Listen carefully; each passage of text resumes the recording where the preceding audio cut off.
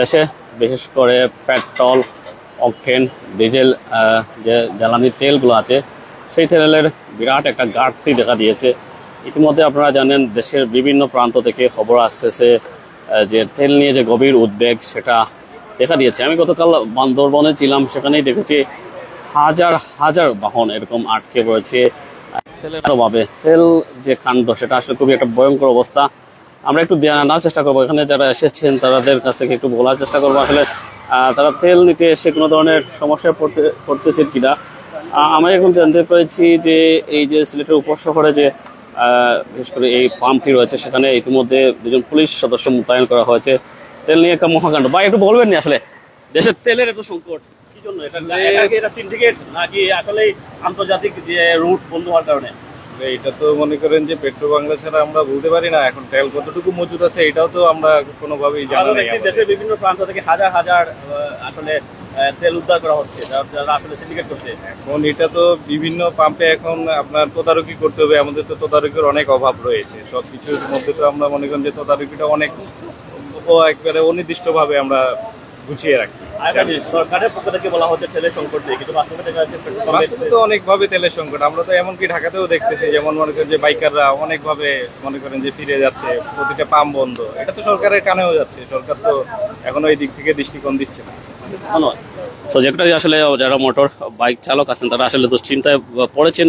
বিশেষত আপনারা জানেন যখন তেলের সংকট পড়বে তখন তেল বাহিত যত ধরনের গাড়ি আছে সব ক্ষেত্রে তার এফেক্ট পড়বে। আপনি যদি পণ্য বোঝাই করে থাকেন বা প্রাইভেট মোটরসাইকেল যারা আরোহী হয়ে থাকেন তারাই আসলে সবচেয়ে বেকায়দা পড়ে থাকেন। যাদের শখের মোটরসাইকেল তেল যদি না থাকলে তাহলে চলবে কীভাবে? ভাই একটু জানার চেষ্টা করবো তাদের কাছ থেকে আসলে তেল সংকট কতটুকু গভীরে উদ্বেগ দিয়েছে। যে কথা বলতে এসেছি, বাংলাদেশ সরকারের বিভিন্ন পক্ষ থেকে বলা হচ্ছে বাংলাদেশে ইতিমধ্যে তেলের কোনো সংকট নেই, কিন্তু আমি কয়েকটি জেলা ইতিমধ্যে ঘুরে গতকালকে বলছিলাম যে বান্দরবনে আমি ছিলাম। বান্দরবনে এখানে দেখছি হাজার হাজার গাড়ি একদম পার্বত্য বান্দরবনে যারা রাইড করে থাকেন সহ বিভিন্ন গাড়ি আছে সেখানে দাঁড়িয়ে আছে। ভাই পেট্রোলের অভাব, অকটেন নেই, বিভিন্ন পাম্পে জ্বলতেছে, এরকম সমস্যা আমরা পাচ্ছি। সো এর ফলে দেশের যে অর্থনীতি সেটা তো একদমই ধসে যাবে, এটা সহসায় বলা যাচ্ছে।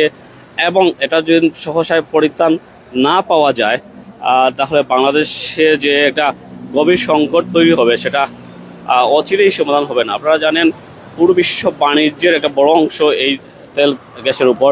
আমরা যদি বলে থাকি বাংলাদেশে মোট 30টি গ্যাস কূপ রয়েছে, তার মধ্যে সবচেয়ে বেশি আছে আমাদের সিলেটে। আমাদের গোলাপগঞ্জি উপজেলায় মাত্র আটটির মতো গ্যাস কূপ আছে। তাছাড়া হরিপুর আছে, হরিপুর সহ বিভিন্ন জায়গায় আছে। বুলাতেও 2টি গ্যাসের কূপের সন্ধান পেয়েছে। গ্যাসের সাথে তেলও আসলে মিলে যাচ্ছে। তো এই মিলিয়ে আসলে যে দেশের যে অবস্থা, এই অবস্থা যদি চলতে থাকে দেশের পরিবহন সেক্টরে একটা বড় এফেক্ট পড়বে। বিশেষ করে এই তেলবাহিত যেগুলো গাড়ি আছে সেগুলোর কস্টিং অনেক বেড়ে যাবে এবং সর্বোপরি দেশের যে আর্থিক খাত সেটা ধসে পড়বে।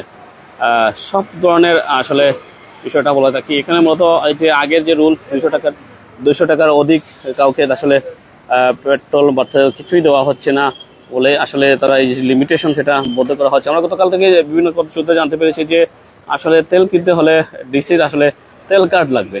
এটাও একটা বিষয় হয়ে দাঁড়িয়েছে। জানি না এটা কীভাবে দেওয়া হবে বা কোন পর্যায়ে দেওয়া হবে সেটা এখনো নিশ্চিত হতে পারেনি। তবে যাই হোক, তেলের সংকট সেটা একটা বৈশ্বিক বিষয়, যতটা না আমাদের জাতীয় ইস্যু। তবে যে একটা বাংলাদেশে বলছে, বাংলাদেশ নিয়ে যে এই ইদানিং যে কয়েকটা নিউজ দেখতে পাচ্ছি, অর্থাৎ বিভিন্ন সময়ে বিভিন্ন পেট্রোল পাম্পে অভিযান চালিয়ে বিভিন্নভাবে আসলে তেল তাদের জব্দ করা হচ্ছে এবং অনেকে বাসা বাড়িতেও তেল পাওয়া যাচ্ছে। তো এটা বোঝা যাচ্ছে যে আসলে একটা কৃত্রিম সংকট তৈরি করা হয়েছে যাতে করে তেলের দামটা আসলে বৃদ্ধি করা যায় এবং আর্থিক মুনাফা অর্জন করা যায়।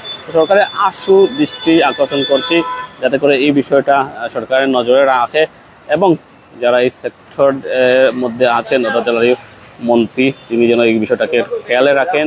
এবং দেশের আপনারা জানেন তেলের যদি সংকট হয় সার্বিকভাবে পুরো খাতই আসলে ধ্বংস হয়ে যাবে। অর্থনীতির যে গতি সেই গতি আসলে স্থবির হয়ে পড়বে।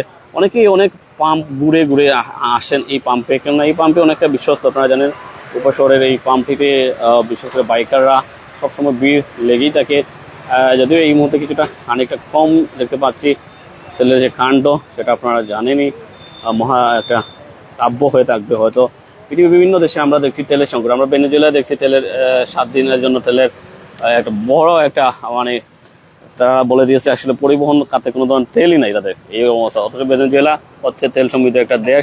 সেই ক্ষেত্রে শ্রীলঙ্কাতে আমরা দেখছি তেলের বিরাট একটা সংকট দেখা দিয়েছে। পৃথিবীর বিভিন্ন দেশে তেলের সংকট দিয়েছে। আমরা যদি বলে থাকি তেলের সংকটটা আসলে মূলত সৃষ্টি হয়েছে ইরান, ইসরায়েল এবং আমেরিকার যে যুদ্ধটা শুরু হয়েছিল তার কারণে।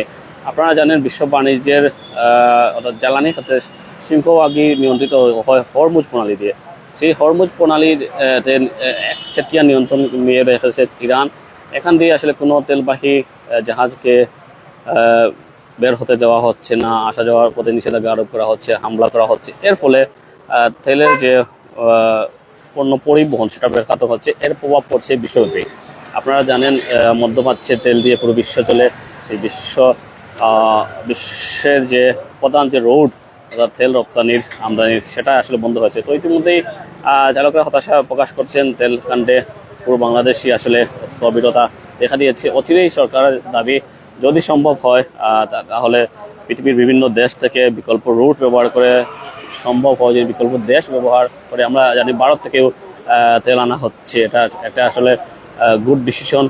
এর বাহিরেও যদি কোথা থেকে আনা যায় এবং যারা আসলে তেলকে আসলে পুঁজি করে তেল বাণিজ্য করতে চাচ্ছেন তাদের জন্য আইনের আওতায় নিয়ে আসা হয়। তো ধন্যবাদ। আমি সুজন আহমেদ, লাইভে যুক্ত ছিলাম সিলেটের উপশহরের বিশেষত এই তেল পাম্প থেকে।